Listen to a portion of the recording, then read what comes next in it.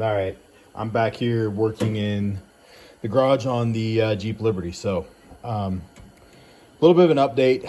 If you didn't watch the last video, my timing has got to be off slightly, like a tooth or two wrong direction. So basically what I've started doing, pulled the radiator reservoir out, intake, air filter, got all that off. So right now I'm going to work on trying to get these radiator hoses from over the top of the valve covers. See if I can get the spark plug or the coils, that stuff out of the way. Start pulling this wiring harness back out of the way and pull off the valve cover, see what I've got going on. I'm gonna do that on both sides. Once I get that off, I'm gonna try to look down here and get this motor rotated over to top dead center. I may have to pull the belt off and rotate it. I'll probably actually do that anyway, just pull the belt off, see if I can get it over to top dead center. And yeah, we'll kind of see how things line up here. This may be a little bit interesting trying to get those back up where they're supposed to be, but yeah, we'll see how all this goes. But like I said, I think I'm about a tooth off. Maybe when the tensioners and the hydraulic, they're hydraulic tensioners, so maybe when they tightened up, it might have pulled that sprocket over and I was just off a touch. I really don't know. Like I said, everything lined up, but that doesn't mean that window down below, if you line that up, to me it looked like you could be on either side. So it's hard to say. But anyway, I'm gonna get to this, see if I can get this stuff pulled apart. I'd really like to get this done and get it out of the garage. I've also got another Jeep Liberty picked up that runs great. So worst case scenario, if I can't figure this out, this motor will come out. I'll drop that one in. It has transmission problems. It's stuck, I think, in like second gear. It's not one to shift. If I do get this running, we'll drive this one. I may look a little more into that. If not, the reason why I bought that one was for all the interior. I'm gonna gut the interior out of it, put it in this Jeep, maybe some other parts, bits and pieces, stuff that I need off of it, and then most likely it's going. I may put it back together and sell it because it runs, or I may do something. So worst case scenario, I'll scrap it and get my money back out of it. So, but yeah, we'll cut back to this here in just a second. So I'm not 100% sure. I don't know if you guys can see that, but that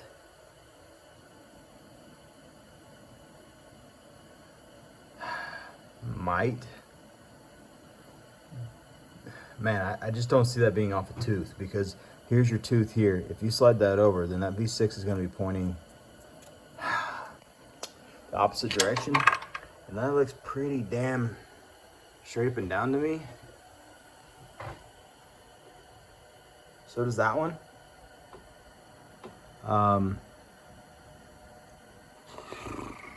then if you go down here to your timing mark,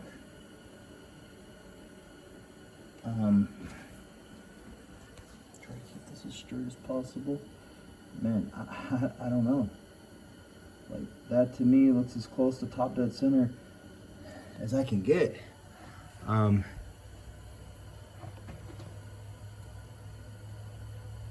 don't know how much more at 12 o'clock you get than that. I mean, that looks dead center. Like I said, this one could be tilted slightly. I feel like maybe, man, I'm afraid if I take that over a tooth. Looking at these, this is what throws me here. It looks like it's a little bit of an angle, or if you look over here,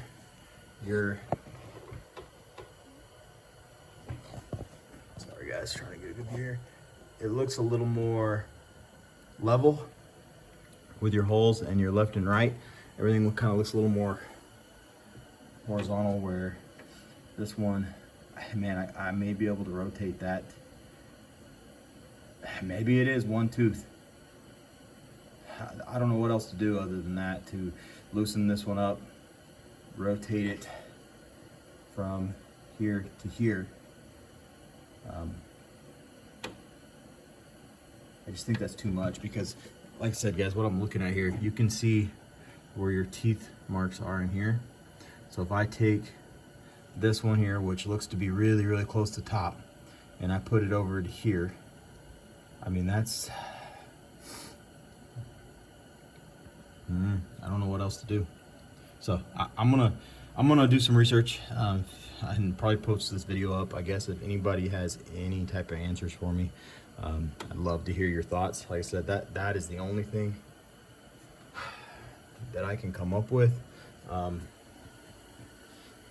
as to what it might be. So I guess if you guys have any ideas, let me know. I'm probably gonna leave it like this for a day, see what YouTube and some Facebook groups tell me, and yeah, I'll see what happens. I'll keep you guys posted, and we'll catch you all in the next one.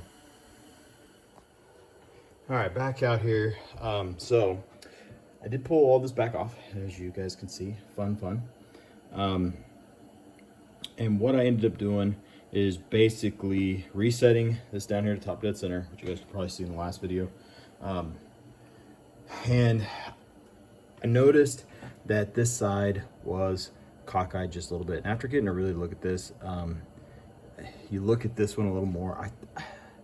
Man, I feel like this is pretty much straight up and down right here.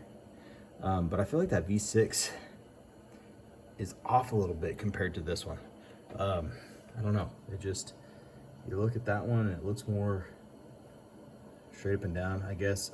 If I was doing this again, what I would definitely recommend is looking at these two, I don't know, whatever you want to call them. Basically, these are the deals that hold this cover on, or this pickup for your cam. Make sure they're level, basically that they're flat, and then get this key here straight up and down. Don't worry as much on the V6, I guess. I mean, the V6 should still be straight up and down, but like you guys can kind of see, to me, it looks like the V6 is leaning a little bit, but it's straighter now than it was before. Definitely one tooth, it was over in here a little bit, and you could definitely tell that these two were cocked. So I'm hoping, you know, looking at this side now, they're very parallel still, which I did not change this side because I do not feel like it was out at all. It looks like it's straight. Everything's level and good to me. So basically all I did was loosen my tensioner back up down here, which I still got the grenade pin on it, and loosened this cam bolt here, loosened that up a little bit, got it backed out to where I could jump this over one tooth. So basically it went from here to here, and tightening it back up now. So hoping that fixes it. I'll let you guys know here shortly. For you guys, it'll be almost instantly. For me, it's probably going to be a couple hours or maybe even another day, because it's getting late. But anyway, wanted to kind of show this, the pull back apart, give you guys kind of what you can do. I'm praying. I did message a guy on YouTube, and he said there's a possibility I could even have bent a valve. I'm praying that I didn't, by just being off a tooth. Again, the motor still sounds okay. It didn't sound like too major. Feels like it's still got compression. Fingers crossed. Yeah, I'm gonna get this put back together, and we'll see what happens. All right, guys, I've got pretty much everything put back on. I've got the timing cover torqued back down. It's 41 foot-pounds. Got everything tightened down there. Harmonic balancer back on, 110, 120 foot-pounds.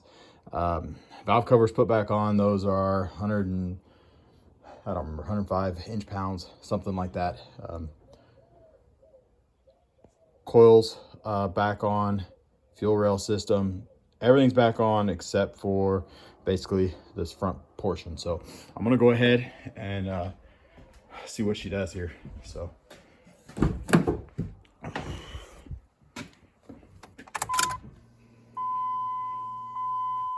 probably got every check engine light under the world on it, but we'll see.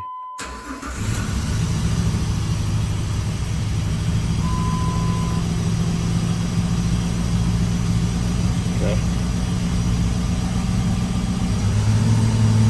I'm not sure why the RPMs are jumping up.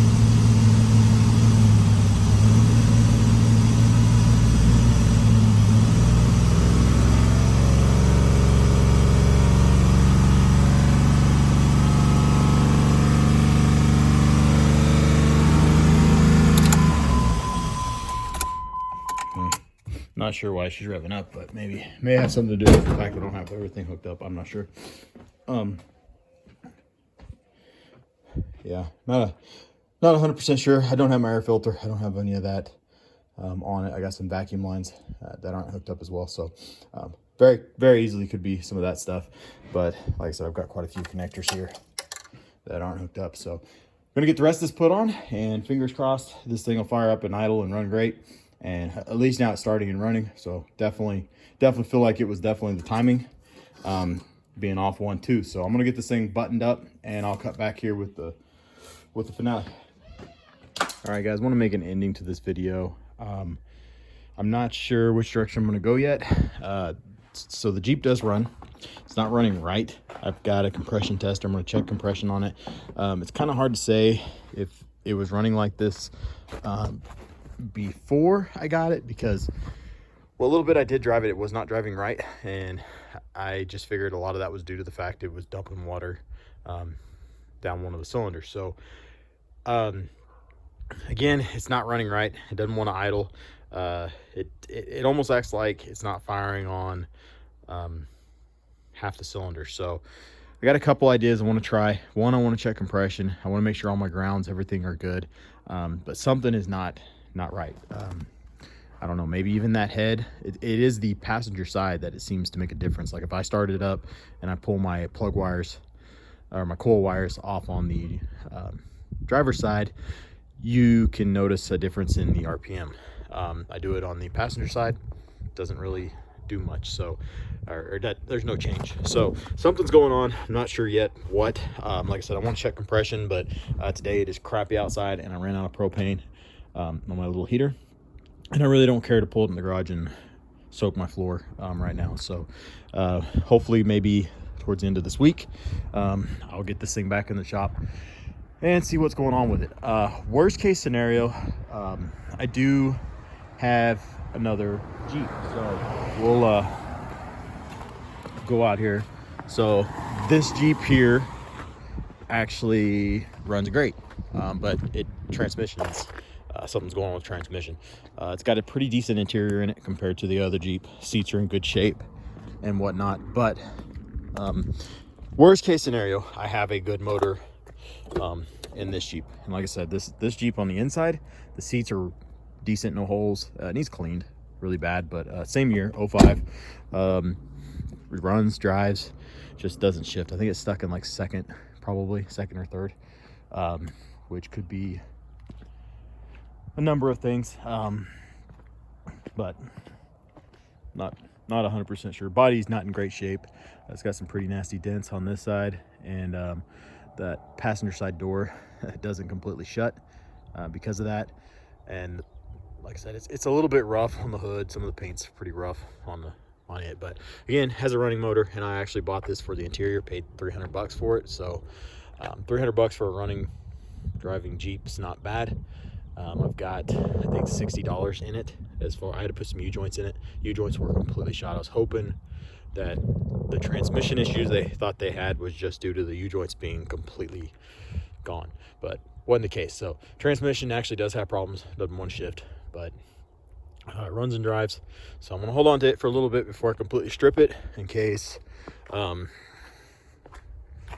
can't get this thing going. So make this short and sweet. That's kind of where I'm at. Like I said, I wanted to get a video here as far as what's going on with this Jeep, because like I said, I got it all put back together, fired up after I adjusted the timing. I think the timing is correct now. I don't know how I could get it any closer. Everything lines up right, but something's still not right. Yeah, like I said, I'm not 100% sure yet. So I want to check compression and we'll go from there. But anyway, if you guys have any questions, I'll try to help you out.